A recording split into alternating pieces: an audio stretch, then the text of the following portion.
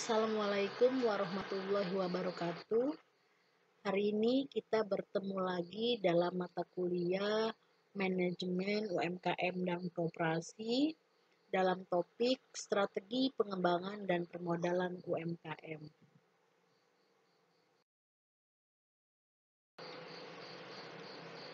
Pertama-tama kita akan membahas strategi-strategi yang dapat digunakan untuk mengembangkan UMKM. Salah satu cara untuk mengembangkan usaha Anda adalah dengan membuka cabang usaha di tempat-tempat yang berpotensi terjadi penjualan yang tinggi. Hal ini dimulai dengan meneliti berbagai tempat yang memiliki target pasar. Lakukanlah survei dan observasi tempat dan lokasi yang ingin Anda buka. Mulailah dengan mencari tahu apakah tempat itu membutuhkan produk yang Anda jual. Buatlah pertanyaan-pertanyaan seperti berapa jumlah orang yang lewat di tempat itu? Berapa banyak orang yang kemungkinan akan membeli produk Anda? Seberapa mudah akses logistiknya? Dan kebutuhan ketika Anda buka cabang di tempat itu. Sehingga data observasi bisa dikumpulkan dan menjadi pertimbangan apakah tempat itu adalah tempat yang tepat untuk membuka bisnis Anda.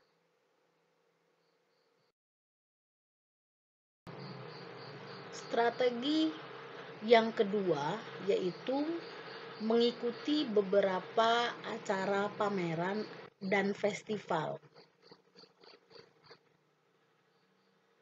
Untuk mendukung eksistensi dari produk Anda, ikutilah acara pameran atau festival. Dengan ini, produk Anda akan dikenalkan kepada masyarakat lebih luas. Pameran dan festival adalah salah satu tindakan pemasaran yang cukup terjangkau dan bisa mendapatkan lebih banyak manfaat, seperti mengenal vendor-vendor baru, mengetahui kompetitor-kompetitor bisnis, dan juga mendapatkan calon-calon pelanggan yang setia. Pilihlah pameran atau festival yang cocok dengan produk Anda.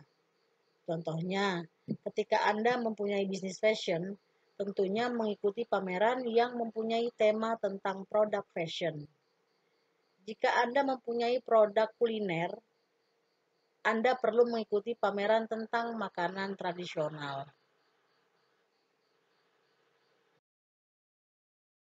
Adapun strategi yang ketiga yaitu membangun relasi antar sesama pengusaha. Menjalankan usaha bukan cuma sekedar berdagang sendirian, tetapi juga menambah relasi yang lebih banyak. Semakin banyak relasi, semakin mudah mencari vendor-vendor yang terpercaya. Selain itu, dengan semakin banyaknya relasi, maka akan membuka peluang untuk memperluas wilayah bisnis Anda. Cobalah untuk bergabung di beberapa komunitas yang memiliki jenis usaha yang sama dengan Anda. Dengan begitu, Anda akan dapat lebih mudah untuk mendapatkan informasi seputar usaha yang Anda jalani. Kemudian strategi yang keempat yaitu dengan meningkatkan mutu pelayanan. Ini adalah bagian yang tidak kalah pentingnya dalam mengembangkan bisnis Anda. Ketika Anda menerima kritik dan saran dari pelanggan, Anda bisa memperbaiki hal-hal yang pengalaman tidak menyenangkan atau kurang menyenangkan dari pelanggan. Hal ini dapat membuat mutu pelayanan Anda akan semakin baik. Tetapi tidak semua permintaan Anda dapat dipenuhi.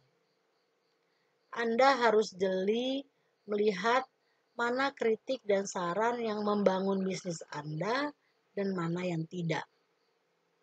Dahulukan kritik yang sering muncul pada pelanggan Anda, karena kritik itulah yang membuat sebagian besar pelanggan Anda merasa kurang nyaman.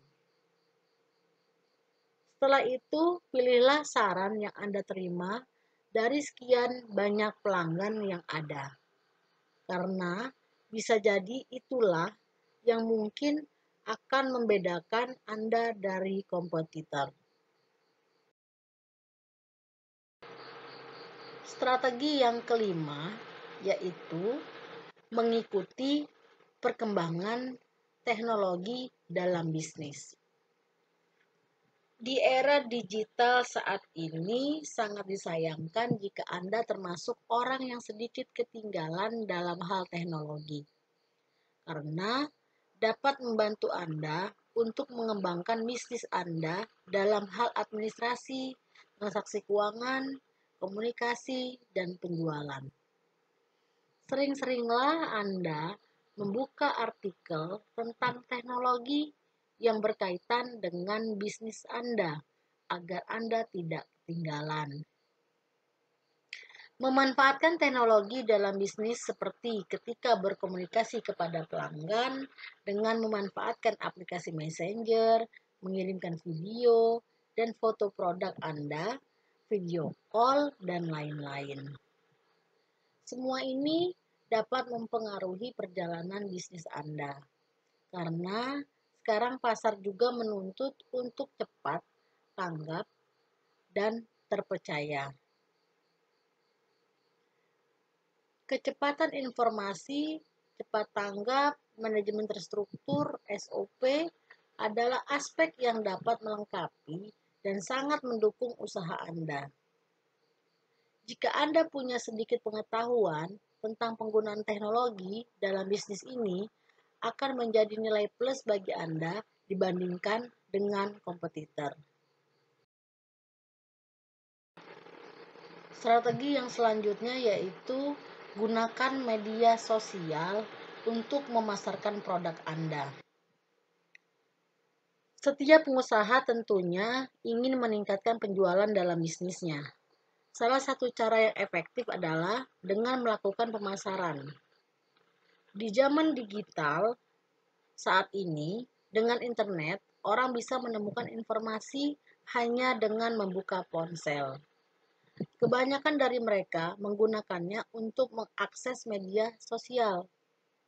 Oleh karena itu, pemasaran secara digital diperlukan untuk bisa memperkenalkan produk kepada calon pelanggan. Dengan seringnya mereka membuka media sosial semakin besar, mereka bisa melihat produk kita. Manfaatkan kesempatan ini untuk melakukan pemasaran digital dengan menggunakan media sosial seperti Facebook, Instagram, Line, WhatsApp, dan BBM. Kemudian, strategi yang selanjutnya yaitu manfaatkan beberapa e-commerce untuk menjual produk Anda. Era digital membuat orang lebih memilih berbelanja dengan menggunakan internet alias belanja online. Karena belanja online bisa dilakukan di mana dan kapan saja. Selain itu, pelanggan tidak perlu pergi ke mall ataupun ke tempat perbelanjaan untuk mendapatkan barang yang mereka inginkan. Salah satu cara orang untuk berbelanja online adalah dengan mengakses e-commerce.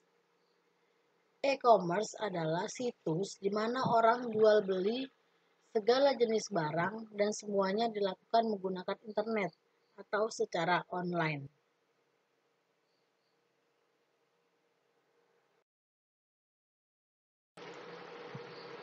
Strategi yang terakhir yaitu gunakan sistem ERP untuk mengatur akuntansi dan inventaris. Menjalankan bisnis bukanlah hanya aktivitas jual beli, tetapi juga merupakan hal yang penting untuk selalu mengetahui alur administrasi dan keadaan finansial perusahaan. Maka dari itu, diperlukan pencatatan dan perhitungan dari setiap transaksi yang terjadi. Ketika penjualan secara kuantitas barang hanya bisa dihitung dengan jari, tentu ini adalah suatu hal yang mudah.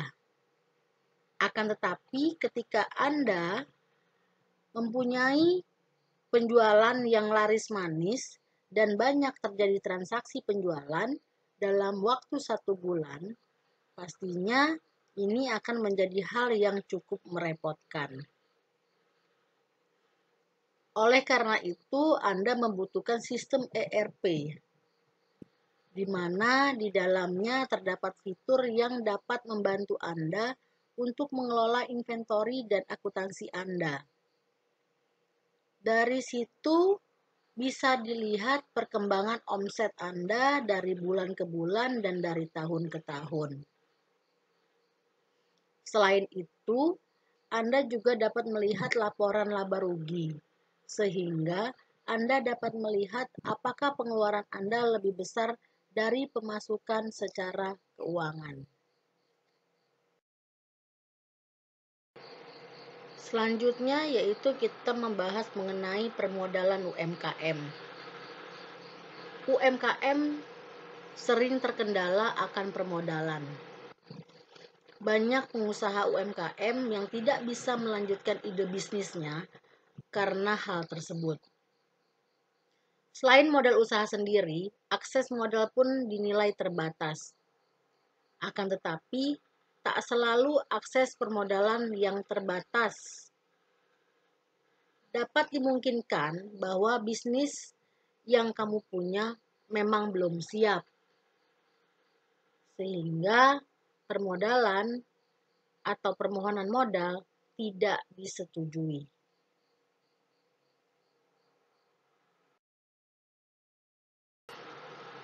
Ada beberapa persiapan yang harus dilakukan agar usaha Anda dapat memperoleh akses permodalan.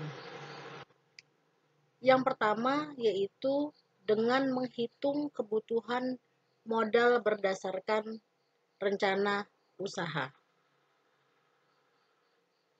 Hitung seksama kebutuhan modal yang dibutuhkan untuk mencapai target-target di rencana usaha. Misalnya, target kapasitas produksi, penjualan, dan lain-lain. Rincikan pula berapa modal untuk investasi dan berapa untuk operasional. Investasi terdiri dari membeli tanah, mesin, dan urusan izin. Sedangkan operasional adalah fee konsultan, gaji karyawan, air, listrik, dan lain-lain. Yang berikutnya yaitu dengan mengenal ragam akses modal. Jenis akses modal ada yang bersifat pinjaman, dalam artian harus dicicil dan dikembalikan. Ada yang penanaman modal atau ekuitas tidak perlu dikembalikan tetapi berbagi kepemilikan dan pengendalian perusahaan. Pelajari lebih kurangnya dan tentukan mana yang perlu diprioritaskan untuk konteks kebutuhan perusahaan Anda saat ini.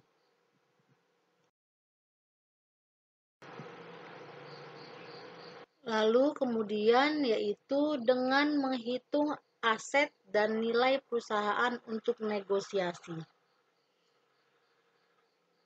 Perusahaan X memiliki total aset 1 miliar berupa aset tetap dan piutang. Karena timnya solid, omset tahun terakhir sebesar 2 miliar. Apakah layak dipinjamkan dana 2 miliar, dicicil 3 tahun, atau layakkah disuntik dana 2 miliar untuk 10% saham? Aset tidak sama dengan nilai perusahaan. Keduanya perlu dihitung dalam negosiasi dengan calon investor.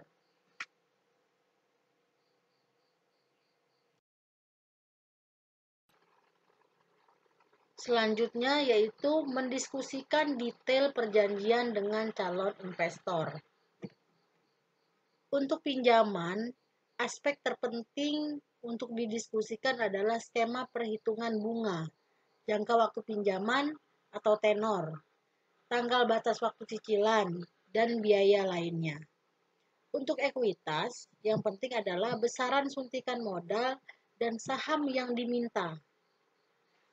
Dukungan non-finansial yang dapat diberikan investor, penempatan direksi oleh investor.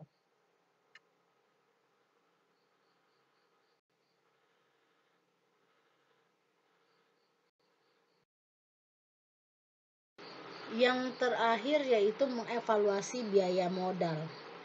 Contoh, bunga pinjaman 12% per tahun, apakah lebih mahal atau murah dibanding melepas saham 10%? Ada kebebasan jika meminjam modal bank, tidak menuntut laporan selama pembayaran cicilan lancar. Jika melepas saham, akan diminta laporan rutin, tapi perusahaan juga justru bisa mendapat masukan dari mitra investor. Murah atau mahalnya tidak dapat dinilai dari biaya dan manfaat nominal uang saja. Aspek non-uang juga perlu dievaluasi. Demikianlah tambahan materi pada pertemuan kali ini. Assalamualaikum warahmatullahi wabarakatuh.